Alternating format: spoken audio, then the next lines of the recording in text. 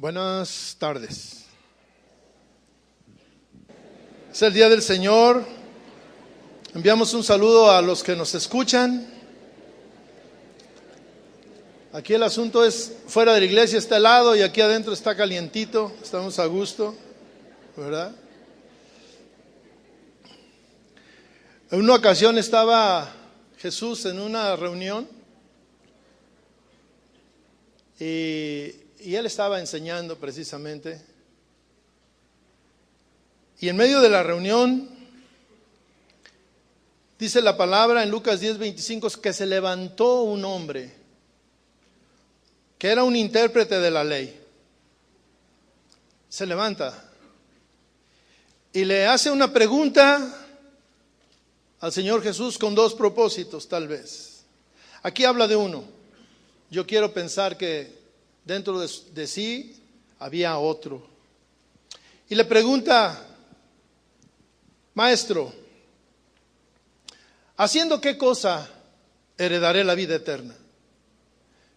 La palabra de Dios dice que le hizo esta pregunta para probarlo. Él era un intérprete de la ley.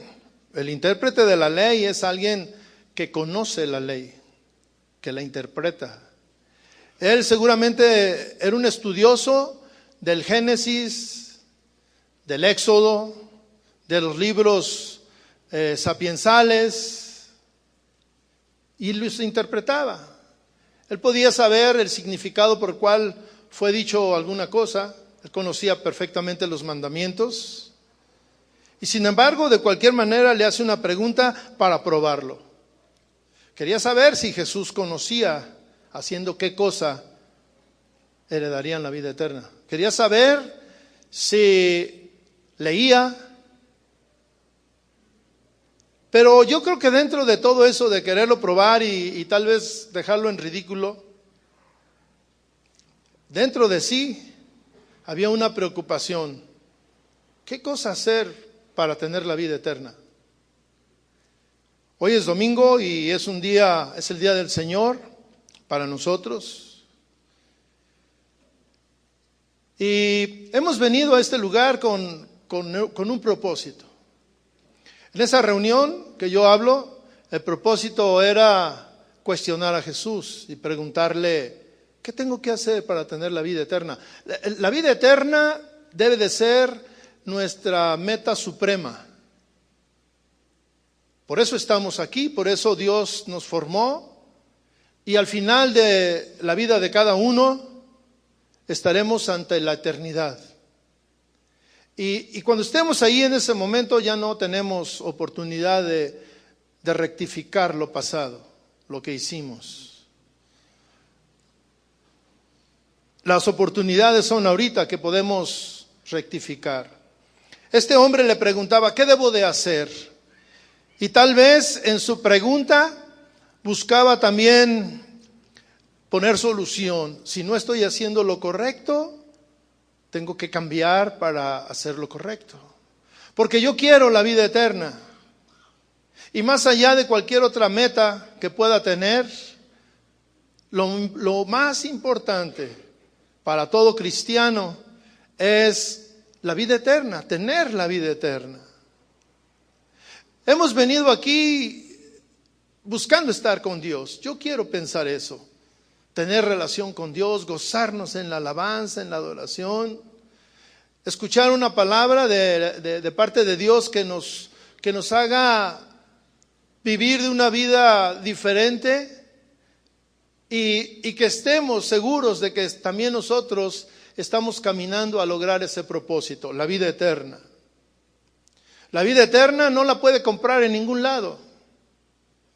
La vida eterna no viene en frascos, ni en dosis cada semana. Aquellos que creen que la vida eterna se logra con dosis cada semana, estamos equivocados. La vida eterna debe de ser una máxima que debemos de estar buscando día con día, en nuestra vida diaria, en donde tú te mueves, en donde tú vives.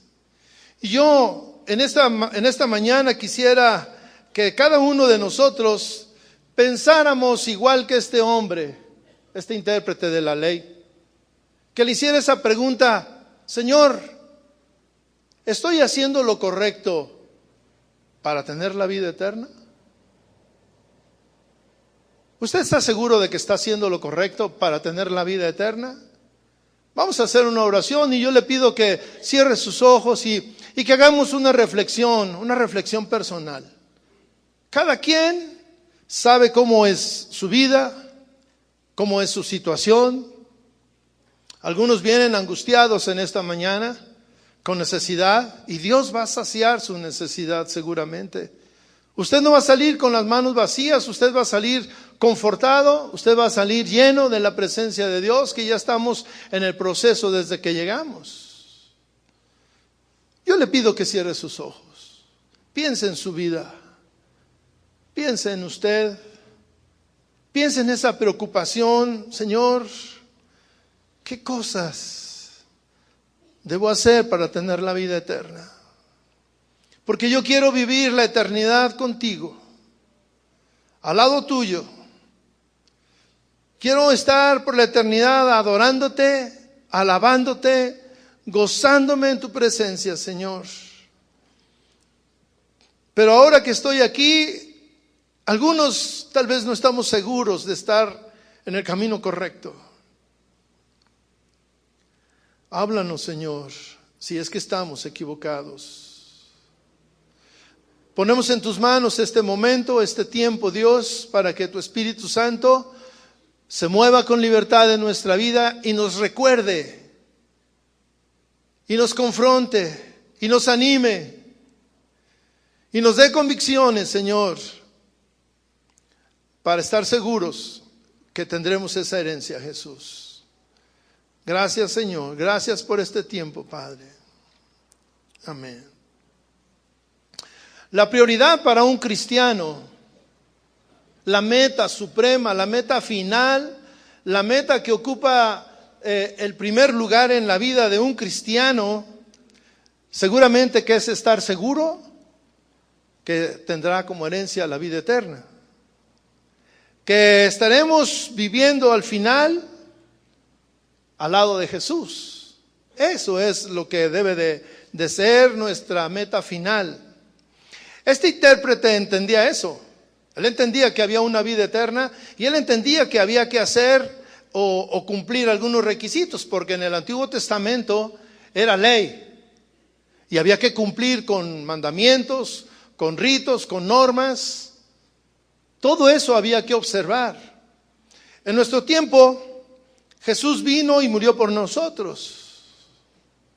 Y eso nos da el derecho de ser herederos de la vida eterna. Sin embargo, dice Jesús que Él no vino para que la ley que no tuviera validez, que estuviera sin efecto. No, dice, yo he venido a cumplirla. Él mismo venía a cumplir la ley. Entonces, esto quiere decir que tenemos que seguir cumpliendo mandamientos, cumpliendo ordenanzas, para poder ser merecedores de la gracia que Dios nos dio, que Cristo nos dio al morir por nosotros. Por gracia, dice, somos salvos. No por obras, pero sí obedeciendo. En Mateo 7:21 dice la palabra de Dios también, hablando Jesús también con otra enseñanza para los que lo escuchaban, para los que lo seguían y para los que querían tener esta vida eterna. Les dice, no todo el que me dice Señor, Señor, entrará en el reino de los cielos, sino el que hace la voluntad de mi Padre que está en los cielos. Muchos me dirán en aquel día, Señor, Señor, ¿no profetizamos en tu nombre? Y en tu nombre echamos fuera demonios, y en tu nombre hicimos muchos milagros. Y entonces yo les declararé, nunca os conocí, apartaos de mí, hacedores de maldad. ¿Cómo es esto? El Señor está narrando la vida de algunas personas que simulan ser cristianos cuando en el fondo no son cristianos, no actúan como tales. Sus propósitos, sus motivaciones no son genuinas. El Señor dice, que no por el hecho de que digas Señor, Señor, esto quiere decir que no porque en algún momento tú clames a Él, o no porque el domingo vayas a la iglesia, a cualquiera, como una tradición, ¿sí? Pero que en tu corazón no esté realmente el propósito supremo de obedecer, de guardar la voluntad de Dios, la voluntad del Padre. Y dice, mire, que había unas personas que le podrán decir en ese día, Señor, yo profeticé en tu nombre. Yo traje un mensaje de profecía al pueblo. Y Jesús va a decir, no te conozco. ¿Cómo Jesús no puede conocer a alguien que está involucrado en actividades cristianas? Profetizar es una actividad cristiana, es una actividad de un líder. En tu nombre, dice, dirá otro, en tu nombre echamos fuera demonios. Yo recuerdo cuando fuimos un grupo de cristianos a la casa de un endemoniado y lo echamos fuera. Y Jesús también puede decir, no te conozco, no te conozco. ¿Cómo Jesús no puede conocer a alguien que está haciendo esta actividad en contra del demonio, en contra del diablo, haciendo una actividad que le corresponde también a un siervo de Dios? Y sin embargo dice que Jesús le va a decir, no te conozco. Dice también que muchos se levantarán y dirán, nosotros hicimos milagros, oramos por la gente y sucedieron milagros. Y la respuesta será la misma, no te conozco. Y al final dice, apártate de mí, hacedor de maldad.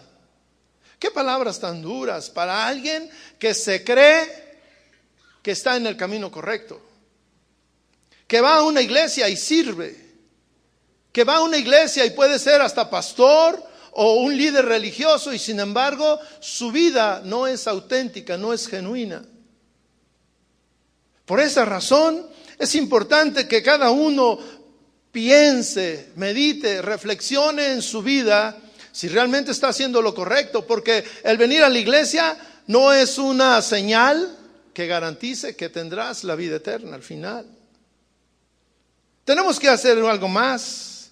Necesitamos actuar con mucha sabiduría cada día de nuestra vida. Cada día tenemos que ser sabios con lo que hacemos, con lo que decimos, con lo que hablamos. Para alcanzar la vida eterna no es necesario ser rico. Usted sabe eso, ¿verdad? Y muchas personas piensan que, bueno, ya no soy rico, ya la hice. Piensan que el ser pobre garantiza que vamos a tener la vida eterna. Tampoco. La clase social no tiene que ver nada con la vida eterna.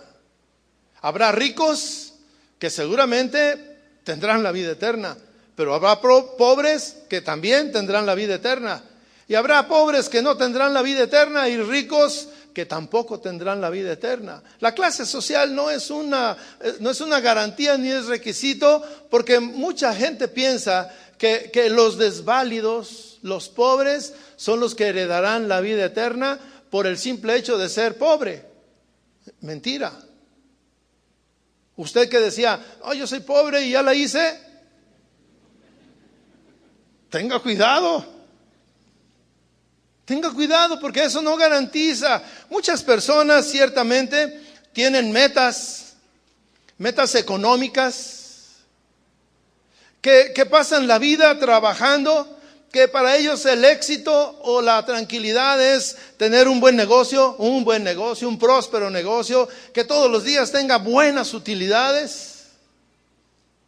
Un hombre que amase grandes fortunas, mujeres que se desempeñen en la vida intelectual o económica con éxito, que tengan también grandes fortunas. Sin embargo, la vida eterna no tiene que ver con el dinero, porque al final pueden tener fortunas y no poder comprar la vida eterna. Al final puede estar orando con Dios y diciéndole, Señor, y mire, ha habido este tipo de oraciones. Señor, mira, te doy todo lo que tengo a cambio de mi salud. Y Dios te dice, en algunos casos yo creo, no, quédate con las dos, con tu enfermedad y con tu dinero. ¿Verdad? ¿Por qué? Porque eso no toca a Dios. Dice que lo único que puede ser que entres al reino de los cielos es hacer la voluntad del Padre. Eso es lo único. Hacer la voluntad del Padre. Y para eso necesitamos ser sabios para actuar. La Biblia está llena de sabiduría y muchos nunca recurrimos a ella. Alguien piensa, bueno, esto es una realidad, que los viejos son los que son sabios, los que tienen el pelo blanco o los que ya no tienen. ¿Verdad? ¿Por qué? Porque a través del tiempo, a través de experiencias dolorosas, a través de circunstancias difíciles, aprendieron, y muchos de ellos aprendimos a base de cometer errores. Y muchos hemos volteado atrás y le hemos dicho al Señor, Señor, ¿cómo me arrepiento de haber hecho todo eso? Y luego ahora le estamos dando consejos a nuestros hijos. Y parte de los consejos es, mira, si te lo digo es para que no sufras. Yo lo hice y sufrí. ¿Cuántos han escuchado esto? ¿Y cuántos han dado este mismo consejo a sus hijos? Mira, te lo digo por tu bien. No, te lo digo para que no te vaya mal, para que no sufras. ¿Y qué dice el joven? Ah, no, déjame a mí vivir mi vida. Yo sabré cómo. Y al cabo de unos años, esos mismos le están dando el ejemplo, el consejo, el mismo consejo que su padre o amigo le dio. No lo hagas, se lo está dando a su hijo. Mira, hijo, para que no sufras te lo digo. La sabiduría viene de manera dolorosa en muchos casos. Pero la Biblia nos dice que podemos ser sabios sin ese dolor, sin pasar por ese dolor. Hoy en día, gracias a Dios, aquí hay jóvenes que son sabios. Y son sabios porque están conociendo la palabra de Dios y la hacen. Están obedeciendo a la palabra de Dios. Y hay muchos hijos que son más sabios que sus padres. Yo en la mañana preguntaba, levante la mano el que tiene un hijo que es más sabio que él. Y levantaron la mano muchos. ¿Aquí habrá alguno? Sí. Tenemos hijos que son más sabios que nosotros. Y mire, no es porque estén viejos, es porque leen la Biblia. Es porque buscan la dirección de Dios. La sabiduría debe de ser parte de nuestra vida. Y normalmente hay más necios que sabios, ¿verdad? En su casa, ¿cuántos sabios hay en su casa? Y le voy a decir, nomás yo. Los más sabios dicen, nomás mi esposa. Ya se ganó una buena comida, ¿verdad? Pero la sabiduría debe ser parte de nosotros. ¿Alguno de ustedes ha leído el libro de Proverbios? ¿Todo el libro? Mire, el libro de Proverbios está lleno de sabiduría, de una sabiduría práctica, de una sabiduría que se aplica todos los días. Y que muchas veces cuando alguien habla de ser sabio, piensa en un hombre grande, viejito, lleno en una mesa con libros abiertos y una librería con miles de libros, y que tú puedes ir a preguntarle consejos y él siempre tendrá una respuesta sabia, correcta. Y mire, la Biblia es algo parecido.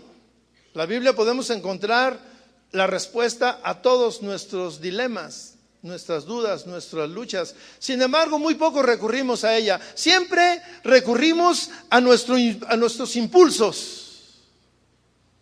Siempre, en cualquier circunstancia, primero actuamos y luego pensamos. ¿A cuántos les pasa eso? A nadie, nomás a mí me pasa eso, ¿o qué? Primero actuamos y luego después recapacitamos y luego dices, y ya la regué, ya me equivoqué otra vez. Proverbios 30, que es un libro de sabiduría. En el versículo 24, cuando yo estaba leyendo esto, me detuve en este versículo 24, pensando que pudiera ser como una adivinanza, ¿sí? Dice el Proverbios 30, 24. 4 cosas son de las más pequeñas de la tierra y las mismas son más sabias que los sabios. No lean lo demás porque me echa a perder la predicación. 4 cosas hay en la tierra que son de las más pequeñas. ¿Qué se puede imaginar? Pero al mismo tiempo dice, pero esas 4 cosas son más sabias que los sabios. Y estas 4 cosas son animales, fíjese. Y son más sabias que los sabios. Que un hombre estudiado, que un hombre que fue a una universidad, que un hombre que tuvo doctorados o maestrías. Y dice la palabra que estos 4 animales son más sabios que ellos. ¿Y sabe por qué? Porque ellos actúan de una manera irracional pero organizada, pero una manera buscando el fin, su propósito. Nunca pierden de vista su propósito ellos 4.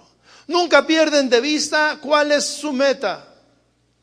Y por eso dice la palabra que son sabios. Uno de ellos dice, las hormigas. Dice, pueblo no fuerte. Y en el verano preparan su comida. ¿Cuántos conocen las hormigas? ¿Usted conoce las hormigas? ¿Tiene en su casa algún hormiguero? Nadie quiere tener un hormiguero en su casa, ¿verdad? Todos le ponemos insecticidas para que se vayan a otra casa. Y sin embargo, ahí están. Muchas veces ahí están. ¿Son más necias que nosotros? No, son más sabias que nosotros. Fíjese. ¿Cuál es su meta?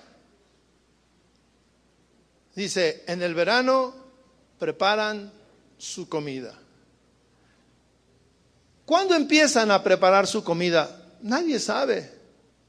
Sin embargo, ellas se organizan y hacen caminitos. ¿Usted ha visto los caminitos en su jardín? Y que se jala los pelos. Ya llegaron las hormigas. En una ocasión, allá afuera de la casa de nosotros, compramos una planta que nos costó cara porque la traen de la costa, pero es muy bonita, tiene muchas hojitas chiquitas y se ve muy bonita, luce mucho, verde, siempre verde, bonita. Y bueno, siempre que llegábamos a casa, pues veíamos esa planta, y un día empezó a desaparecer la planta. Y obviamente, ¿qué pasó con la planta? Y fuimos y estaba llena de hormigas, llena. Y mire, no cree que cada quien agarró su rama, no, todas iban y se acababan una, y ya que se la acababan, se iban con la siguiente. No estaban desorganizadas. Y yo dije, déjame buscar cuál es el líder. Si mato al líder, se echan a perder todas. Y no había un líder, pero estaban organizadas. Y el propósito era llevar comida a su casa, a su hormiguero, para estar listos, para que cuando viniera el invierno, ellas estaban descansando. Solamente comían. Todo lo que trabajaron en el invierno, en la primavera, en el verano, lo comían en el invierno. Qué sabias, ¿verdad? ¿Y quién les dijo? Dios les puso esa sabiduría ahí a ellas. Otro que también es muy sabio, los conejos. ¿A cuánto les gustan los conejos? Yo tengo un trabajador que le dicen el conejo. ¿Aquí hay alguien que le digan el conejo? Pero no me refiero a estos, ¿verdad? Al animal. Dice que es un animal que no es muy esforzado. Es decir, toma la vida con tranquilidad, ¿verdad? No se esfuerza. Vive tranquilo. Los agricultores son los que le batallan, ¿verdad? Porque siempre van y se roban las zanahorias. Comen y se van. Pero fíjese, se acaban lo de abajo y dejan ahí que parece que tienes tu zanahoria. Y no tienen nada. Cuando le sacan, ¡ay! Ya vino un conejo. Pero fíjese la sabiduría. También hay muchos animales que se los quieren comer. Y lo que ellos hacen es que van, dice la palabra, ponen su casa en la piedra. En un lugar donde están protegidos. En un lugar donde los otros animales no pueden llegar. Se meten entre la roca y ahí están, ahí viven. Salen, comen y van y se acuestan. Pasan la vida tranquilamente. Como algunos de nosotros, ¿verdad? Que llevan la vida muy tranquila, sin ningún problema. El problema es que no están bajo la roca. Esa es la diferencia. Otra más, dice, las langostas, que no tienen rey y salen todas por cuadrillas. Yo nunca he visto un enjambre de langostas. Langosta es no el animal de mar, ¿eh? No esté pensando en esas que tienen tenazas. Son unos insectos que van y llegan a los campos y se comen todo. No dejan nada. Mire, tan organizados están que Dios mismo los usó para mandar una plaga al pueblo de Egipto para que ablandara el corazón del rey y pudiera liberar a su pueblo. Una plaga de langostas, porque son organizadas y no tienen rey. Nadie las manda, nadie las guía, pero ellas están organizadas de tal manera que de la misma manera llegan a un plantío y se acaban todo, y ya que se lo acabaron, se van al que sigue y así van, bien organizados, con un propósito, con un fin. El último, la araña. La araña que atrapas con la mano y está en palacios de reyes. ¿Cuántos reyes hay aquí? ¿Muy poquitos? Pues les quiero decir que todos son reyes, porque se me hace que todos tienen arañas en su casa. ¿Sí? Dice que las arañas están en el palacio del rey. Y las arañas buscan lugares inaccesibles para habitar. Un lugar donde pueden cazar, donde pueden tener alimento. Y muchas veces el lugar que escogen nos avergüenza, ¿verdad? Especialmente a las señoras. Porque luego, cuando menos piensas, volteas y, ay, es una araña, que no la vea mi viejo porque va a pensar que soy muy floja y no hago el quehacer, ¿verdad? Cada uno de estos animales, dice la palabra de Dios, nos muestran de una manera sencilla lo que es ser inteligente, lo que es ser sabios. Cada una en su momento y de manera diferente está logrando su propósito: permanecer, alimentarse, estar en un confort, estar seguros. ¿Sí? El lugar más seguro que puede tener cualquier persona es la casa del rey. Es el lugar más seguro en cualquier nación. La casa del rey es el lugar más seguro. Y ahí va y se estaciona una araña. Nosotros tenemos que aprender y ser sabios. Ninguno de estos animales fue a la escuela, a la universidad, a alguna maestría, algún doctorado, ni sabe leer, ni tiene libros. Ninguno de ellos tiene la Biblia. ¿Cuándo ha visto un conejo que va con su Biblia? No, ninguno tiene. Sin embargo, dice la palabra que son más sabios que los sabios. Y mire, el hombre más sabio que dice la historia que ha existido es Salomón. Un hombre sabio. Cuando nosotros leemos el libro de Proverbios, encontramos una serie de recomendaciones, de principios, que si los ponemos en práctica no tendremos problemas. Y de una manera práctica, son principios que tú aplicas en tu vida diaria. Y cuando estás en medio de una dificultad o de una duda, busca en los proverbios y seguramente encontrarás dirección. Salomón tuvo motivos para escribir el libro. Y en el capítulo 1 nos muestra cuáles fueron esos motivos.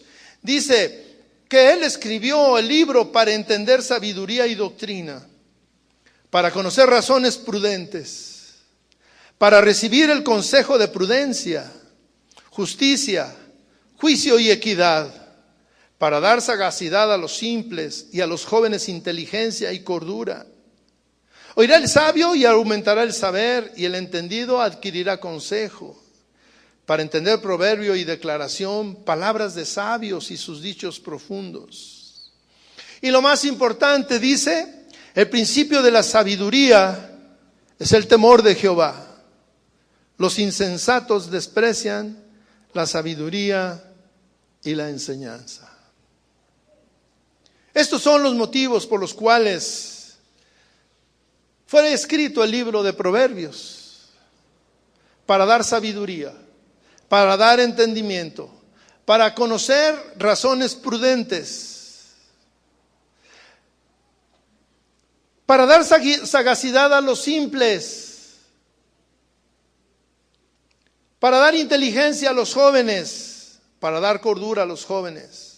El último dice, el principio de la sabiduría es el temor de Jehová. Tener temor a Dios. Y este temor no tiene nada que ver con temer, con tener miedo. No, tiene que ver, o el significado es que no quieras desobedecer a Dios.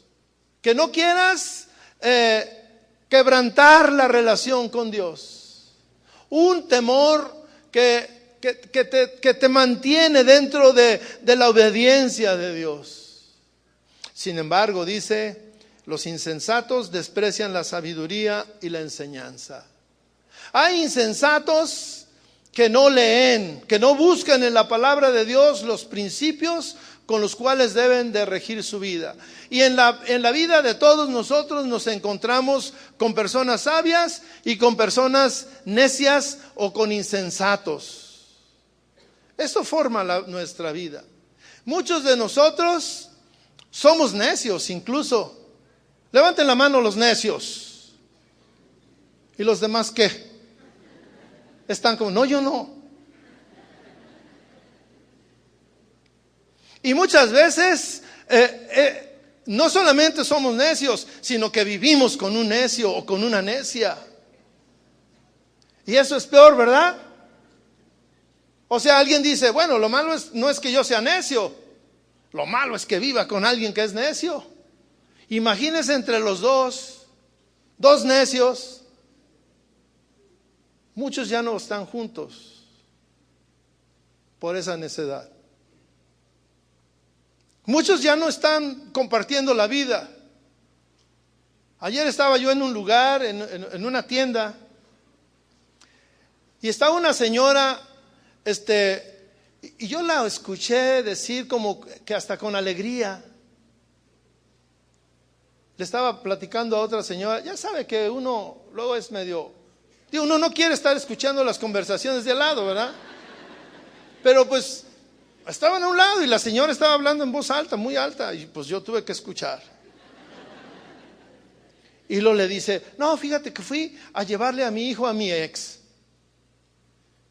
Y luego le dijo, ¿sí fuiste con tu ex? Sí, dice. ¿Y qué tal? No, muy buena onda. Ahora nos la llevamos bien. Yo me vine pensando y dije, ¿entonces será mejor tener puro ex? ¿O cómo? Ahora dice que ahora vive mejor. Pero seguramente que se separaron de una manera dolorosa, porque uno de los dos o los dos eran necios. Actuaban faltos de sabiduría. Y es tan sencillo actuar falto de sabiduría, porque mire, en momentos tan que ni siquiera los buscamos, que de un hecho sencillo luego vienen problemas grandes y palabras ofensivas y hasta golpes. El viernes estábamos comiendo mi esposa y yo. Yo llegué tarde a casa a comer y mi esposa sabe que me gusta la capirotada. ¿Cuántos les gusta la capirotada? Gloria a Dios por la cuaresma, ¿verdad? Porque es el tiempo que llega la capirotada y uno se da unos festines. Y como mi esposa sabe que me gusta, me dijo, te tengo capirotada que compré aquí en un establecimiento, ¿verdad? Y dije, qué buena onda. Dije, pues ahorita. Y hasta me puse más rápido a comer para la capirotada, ¿verdad? Entonces, cuando ya me estaba comiendo la capirotada, en casa de mi esposa acostumbran hacer también un platillo parecido que se llama torrejas. Yo no sé cuántos conocen las torrejas. Si no las conoce, mi esposa les puede enseñar y dar la receta. Es muy parecido. Entonces me dice ella, a mí me gustan más las torrejas. Y como a mí no, le digo, a mí me gusta más la capirotada. Y luego me dice, no, pero es que las torrejas son más buenas que la capirotada. Le digo, pues a mí me gusta más la capirotada. Pero es que mira, las torrejas llevan nueces y llevan esto y luego lleva más caldito y está más dulce y el quesito y ya ella se empezó no teníamos torrejas, pero se las estaba imaginando, ¿verdad? Y yo le digo, pero a mí me gusta más la capirotada. Y ella siguió tratándome de convencer que las torrejas, ¿verdad? Y yo me quedé pensando que en otro tiempo, momentos como ese, terminábamos discutiendo. ¿Sí? ¿Por qué? Porque cada uno trata de que lo que piensa, así debe de ser. Nos quedamos callados, yo me quedé callado y ya siguió la conversación con otro tema, pero yo estaba reflexionando en esto porque yo estaba pensando en la palabra que íbamos a tener el día de hoy. Y cómo de una manera tan insensata, tan falto de sabiduría, pudo haber desencadenado en un problema. ¿Qué pasa si yo le digo, mira, a mí no me importan las torrejas, lo que a mí me gusta es la capirotada? ¿Y qué me pudo haber dicho ella? Pues tu capirotada, pan con no sé qué, y que, ten tu capirotada pues, ahí te va. No la quiero. Como en muchas otras cosas, hemos terminado conversaciones, tal vez usted ha terminado así. ¿Me cuentan? Quiero decirles que me cuentan, esto no tiene nada que ver con mi casa. Pero me han contado que en medio de una discusión, y me comentó un hombre sabio, porque ya ve que en medio de las discusiones los hombres somos los más sabios, ¿verdad? Y estaba en la discusión y la señora le estaba reclamando algo y él, un hombre sabio, le dijo, mi amor, ahorita no hay que hablar de eso, porque mira, ya estás levantando la voz. Así hablo, toda la vida he hablado así, ¿por qué ahora me dice? Mi amor, ¿qué te parece si lo dejamos para otra ocasión esta discusión? No, ahorita es que tenemos que arreglarlo ahorita, es el momento. Y este hombre sabio Me dice que se levantó y empezó a caminar para salir de la habitación donde estaban, y la señora iba atrás de él. No te vayas, necesitamos arreglar este asunto ahorita mismo. La verdad es que en el momento de una plática como esta, estas acciones, estos momentos causan risa en los que estamos aquí escuchando. Pero muchos hemos estado en una circunstancia igual. Y en ese momento, ¿no crea que actuamos como este varón santo? Nos regresamos. ¿Qué quieres, pues? ¿Quieres? Ándale, pues, ándale. Vamos a ver, ahorita a ver a cómo nos toca. ¿Y sabe quién es el que saca la peor parte? La señora que iba atrás de él. Y yo conozco muchos casos que a causa de esta necedad ya no viven juntos.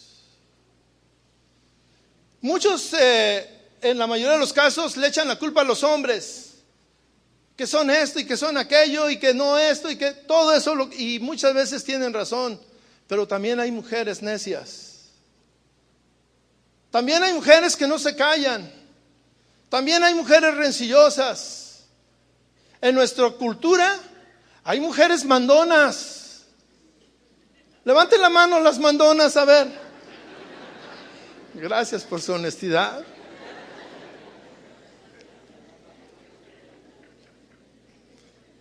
Pero mire, tristemente mis hermanos, esa cultura y esa actitud tiene a muchas mujeres solas. Porque a causa de esa actitud, el esposo se fue. Al terminar el primer reunión, que compartí lo mismo, vino una señora y me dijo: pastor, ¿quién le contó mi vida? Le dije: no, yo nomás conozco la de mi esposa y la mía porque vivimos juntos. Dice: lo que usted estaba diciendo era exactamente mi situación.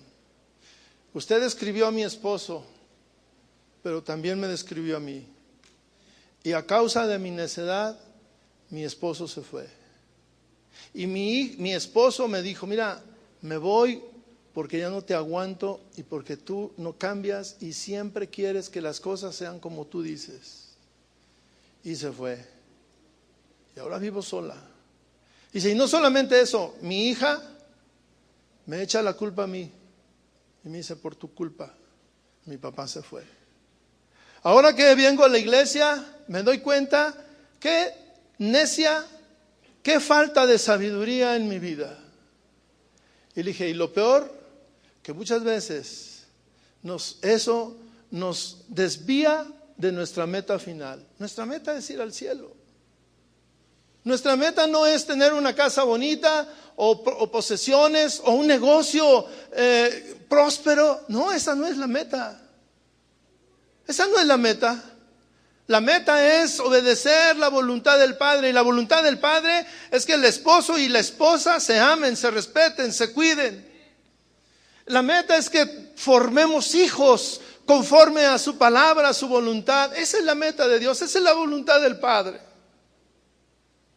Y nosotros estamos metidos en muchas cosas. Padres que se la pasan trabajando desde temprano hasta tarde.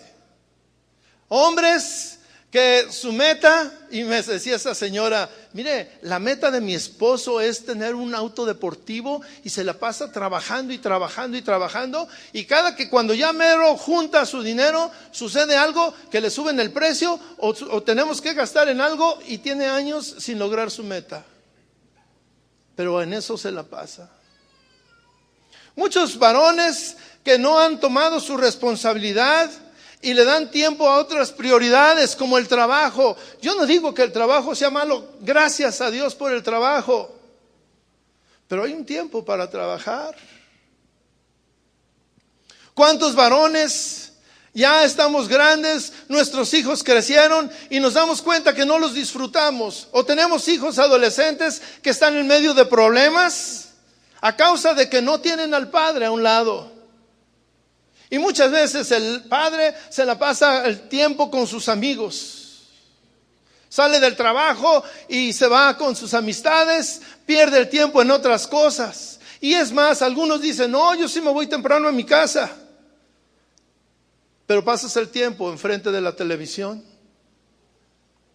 Hace 10 años o 15 estaba la tendencia, era que las mujeres se la pasaban viendo novelas. ¿Verdad, señoras? Ustedes no son de hace 10 años, ¿verdad? Pero fíjese, la tendencia ya cambió.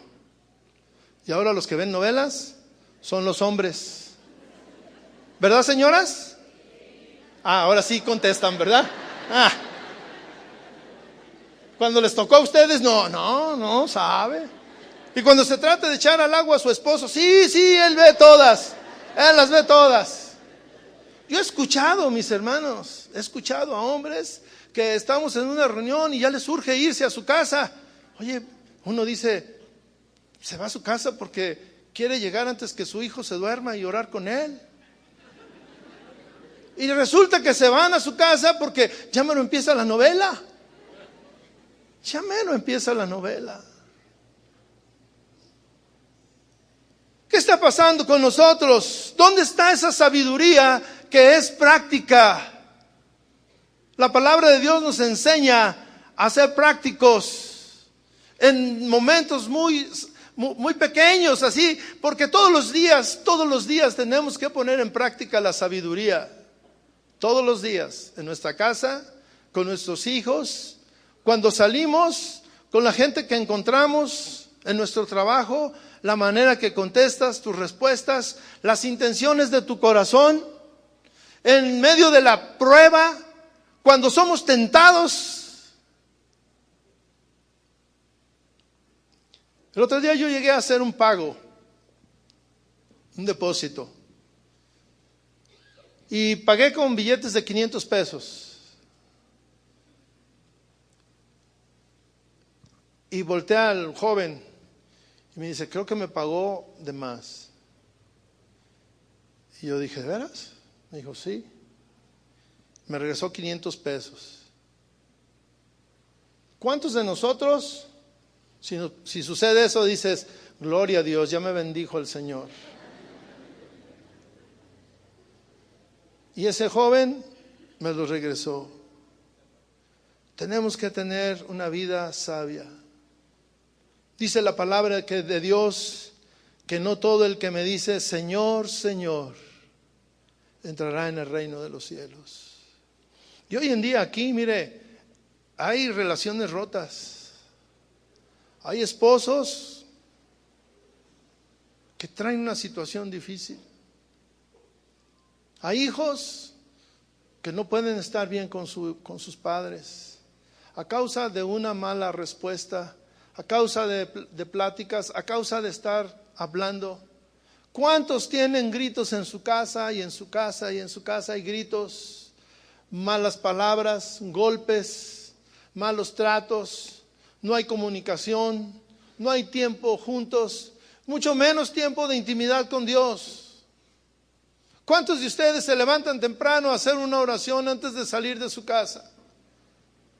¿Cuántos se levantan y doblan su rodilla y le dicen, Señor, en tus manos pongo este día? Dame sabiduría para contestar correctamente. Dame sabiduría, dame gracia con las personas que voy a hablar. Dame sabiduría para hablar con mi esposa. Dame sabiduría para hablar con mi esposo. ¿Cuántos lo hacen? ¿Cuántos realmente tienen como meta principal la vida eterna? Y la vida eterna no sabemos cuándo vamos a estar en el momento delante de Dios. El viernes precisamente yo venía de la Ciudad de México en un avión y como me desperté muy temprano, cuando veníamos me recosté para dormir y yo creo que tenía muy poco tiempo y venía dormido, pero me despertó porque el avión se daba unos bajones que dije, Señor, y me asomé, iba en la ventana y me asomé y dije, pues que sea más bajito, Señor, porque de aquí hasta que caigo, no sabes cuándo va a llegar el momento. Y cuando estás en el momento que mueres, ya no hay oportunidad de cambiar nada. Ya no hay oportunidad de cambiar nada. En este momento todavía podemos cambiar acciones de nuestra vida. En este momento todavía puedes ir con tu esposa y decirle: mi amor, me he comportado como un necio, como dice la palabra de Dios. Te pido que me perdones y quiero reconstruir nuestra vida. En este momento tú puedes buscar a tu hijo y pedirle perdón. Y de decirle: hijo, quiero pasar tiempo contigo, perdóname porque fui un negligente y dediqué mi vida a cosas que no eran la prioridad. No eran la prioridad.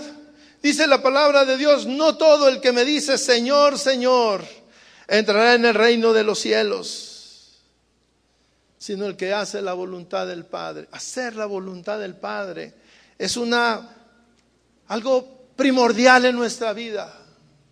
Hacer la voluntad, pero de una manera transparente, de una manera real, no simulando que somos. Dice aquí: los que profetizaban, los que echaban fuera demonios, los que hacían milagros, solamente estaban simulando. Y aquí encontramos a pastores, aquí encontramos a líderes religiosos que buscan un provecho personal en lo que hacen, que buscan un provecho personal y lo maquillan diciendo que es para ayudar a los demás, cuando solamente se están aprovechando. Se aprovechan de sus recursos, se aprovechan de su tiempo, se aprovechan de su fe, se aprovechan de su posición. La palabra de Dios dice que debemos de ser transparentes. Dios nos conoce. Dios nos conoce y Dios sabe quiénes solamente dicen: ay, sí, Señor, Señor, pero en su interior actúan con doble motivo. Pero mire, todos nos damos cuenta. Al final de cuentas, todo sale. Los que comenzaron a orar por los milagros y cobrar, hoy están siendo evidenciados. Y tú te das cuenta y dices: yo no quiero tener ese tipo de personas como mi amigo, como mi hermano. El cristianismo es más que atesorar riquezas. El cristianismo tiene que ver con alcanzar la vida eterna. De lo contrario, no tiene sentido. Si tú no tienes como meta principal tener la vida eterna, heredar la vida eterna, estás desperdiciando el tiempo. Lo estás desperdiciando. Porque buscar heredar la vida eterna es pasar tiempo con Dios. Y especialmente hacer la voluntad del Padre. La voluntad del Padre está plasmada en la Biblia. La voluntad del Padre está plasmada en Proverbios, está plasmada en los Evangelios, está plasmada en las cartas pastorales. Ahí está. Ahí tú puedes saber cómo debe de ser la vida y el accionar de un esposo. Cómo debe ser el accionar de una esposa, de un hijo, de un líder. Ahí dice cómo debemos actuar. Y en los momentos difíciles, cuando tenemos enfrente una situación difícil, ir a buscar en la palabra de Dios. ¿Qué dice la palabra de Dios que debo de hacer? Pero mira, si tú la lees, si tú la tienes en tu corazón, cuando venga el momento, tú sabrás qué hacer. Tú vas a poder actuar conforme a la voluntad de Dios. ¿Qué sentido tiene venir a la iglesia si no hay una motivación real? Pero Dios quiere en esta tarde que cada uno de nosotros rectifiquemos nuestro camino. Ciertamente en el pasado nos hemos equivocado. Y conozco personas que están aquí y le doy gracias a Dios por su vida, porque han rectificado su camino. En la mañana estaba una mujer, una pareja, jóvenes, fíjese, jóvenes. Y en una ocasión vinieron a la reunión de matrimonios. Y venían porque su mamá, que viene aquí, le dijo que viniera y que seguramente Dios le iba a hablar. Y me pidieron una cita, tuvimos la cita, y ella dijo, con una actitud dura, un corazón duro. Dijo, yo no quiero saber nada de mi esposo, no lo amo. Amo a otro hombre. Usted se puede imaginar ahí el esposo a un lado y no haberle soltado 2, 3. Lo que se merecía era eso, ¿verdad? Y el esposo voltea y le dice, sí, pastor, nuestra vida ha sido difícil, ella ya está separada, estamos separados, pero yo la amo. Y yo le dije que la perdonaba y que quería que rehiciéramos nuestra vida.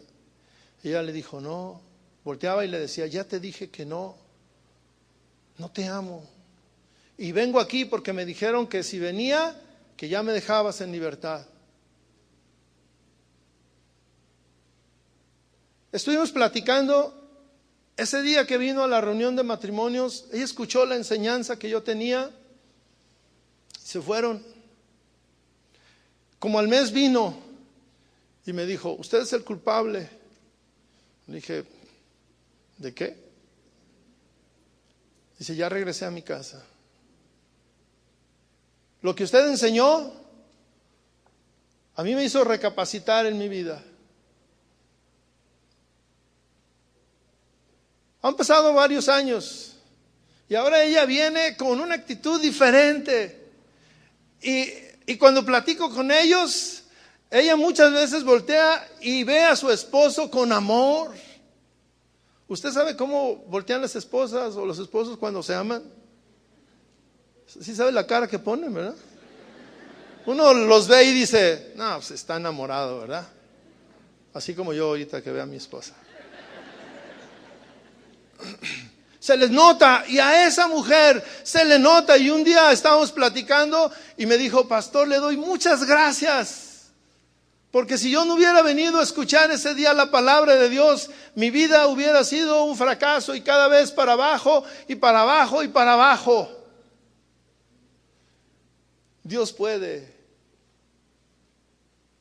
sanar, Dios puede reconstruir, pero se necesita que alguien quiera, que alguien use la sabiduría que viene en la palabra de Dios. Dice que Dios está a la puerta de tu corazón y que si tú le abres, Él puede entrar a tu vida y hacer milagros, transformar tu vida,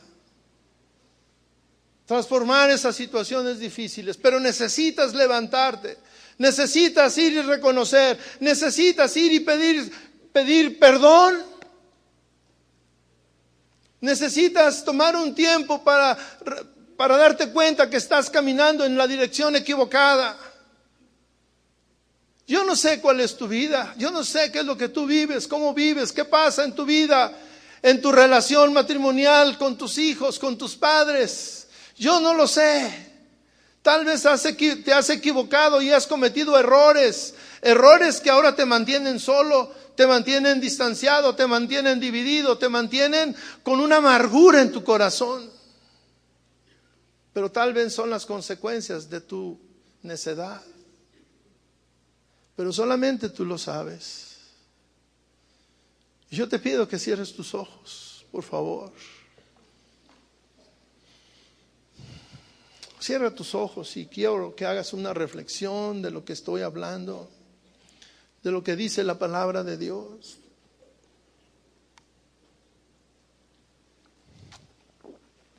El único que sabe, el único que conoce tu vida, eres tú. El único que sabe de qué se debe de arrepentir y que está avergonzado de lo que hizo, de lo que dijo, eres tú. Tú eres el único. Y ahí en lo secreto, delante de Dios, con Dios, puedes hablar quieres hablar y decirle: Señor, perdóname. He sido un insensato. He sido un necio, he sido una necia. A causa de esa necedad, estoy solo o sola, o estoy con problemas, o estoy distanciado, mi vida está vacía, mis hijos se han ido, no sé qué hacer, es un caos en mi vida. Pero Dios está aquí. Y Él dio su vida por nosotros. Pero Él quiere que tú hagas la voluntad del Padre para poder compartir con Él la vida eterna. Pero depende de ti. Tú tienes la voluntad, tú tienes la decisión. Le doy gracias a Dios por todos los varones que han sido dóciles a la voz del Espíritu Santo y han cambiado. Y se esfuerzan por ser buenos esposos. Se esfuerzan por cuidar a su familia. Se esfuerzan por estar con ellos, por pasar tiempo. Le doy gracias a Dios por esas mujeres que han sabido callarse, que respetan a su esposo, que lo aman, que lo sirven, que se preocupan por su familia, por sus hijos. Le doy gracias a Dios también por esos jóvenes que en su corta edad buscan ser sabios en sus acciones, cómo conducen su vida.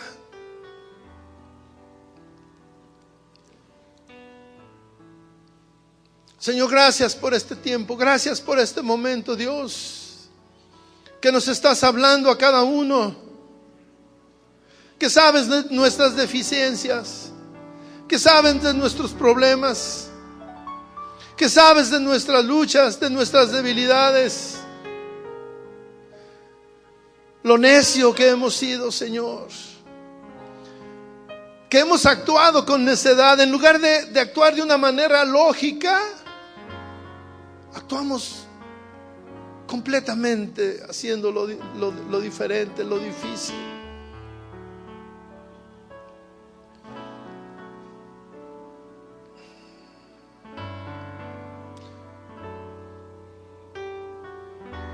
Si tú necesitas que Dios toque tu vida, si tú quieres hacer un compromiso con Dios de cambiar, de ser diferente, te voy a pedir que te pongas de pie.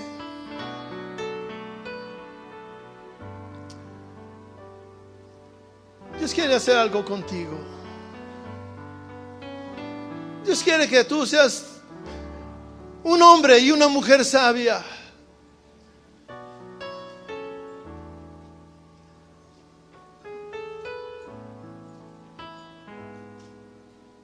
Sé que hay una persona que viene buscando un milagro de Dios. Le voy a pedir que pase aquí. Pase, por favor. Dios quiere hacer algo con usted. Vamos a orar por su problema.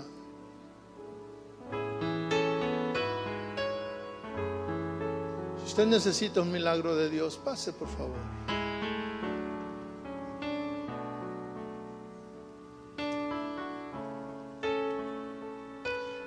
Dice que cuando Jesús recorría los caminos, veía a las personas, veía su rostro, su necesidad, y dice que Jesús tenía compasión de ellos. Y Dios tiene compasión de nosotros en este momento, en esta tarde. Dios quiere hacer algo con nosotros. Pon su mano ahí con ella. Dios, Jesús es un Dios de milagros. ¿Usted lo cree? Dios es un Dios de milagros y Él está aquí para liberarte, para ayudarte, para transformarte, para hacer el milagro que tú quieres. Cierra tus ojos y habla con Dios y dile: Señor, aquí estoy y te entrego mi necesidad, te entrego mis relaciones rotas, te entrego la enfermedad por la que vengo clamando, la sanidad, te la pido, Dios. Te pido que hagas un milagro en mi vida, Señor. Te pido que cambies mi vida, Señor. Me arrepiento de mis malas acciones. de mis malas decisiones, Señor. Y en esta tarde yo hago un compromiso contigo, Dios. Quiero obedecer la voluntad del Padre. Tócame, Señor, toca mi familia, toca mis hijos, toca mi trabajo, Señor. Toca donde yo me muevo, Señor. Señor, toca esa necesidad apremiante. Dale tranquilidad, dale paz. Trae consuelo, Señor Jesús. Trae consuelo a nuestra vida, Dios.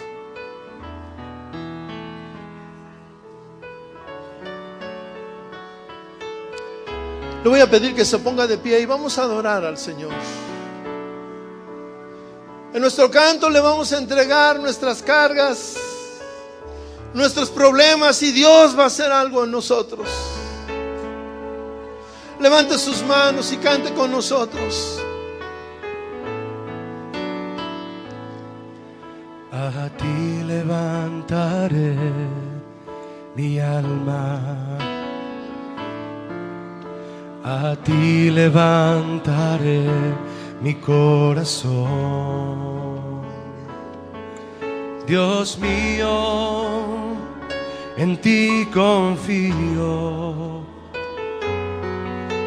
Tú eres el Dios de mi salvación.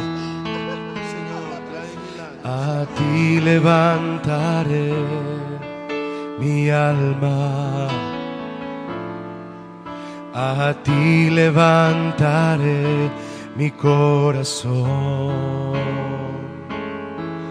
Dios mío, en ti confío. Tú eres el Dios de mi salvación. Muéstrame, Señor, tus caminos y enséñame tus sendas. Encamíname en tu voluntad, en ti esperaré cada día. Muéstrame, Señor, tus caminos y enséñame tus sendas. Encamíname en tu voluntad, en ti esperaré cada día. Una vez más, dile: muéstrame, muéstrame, Señor, tus caminos y enséñame tus sendas. Encamíname en tu voluntad, en ti esperaré cada día. En ti esperaré, en ti esperaré cada día. Dile otra vez: en ti esperaré cada día. Gracias, Señor Jesús. En ti esperamos, Señor. En ti ponemos nuestra confianza, Señor Jesús. Tú eres nuestro refugio, Dios. Tú eres nuestro refugio, Señor Jesús. Dale gracias al Señor. Dile gracias porque me has saciado, Dios. Gracias, mi Jesús. Amén, Señor Jesús. Amén. Den un aplauso al Señor Jesús.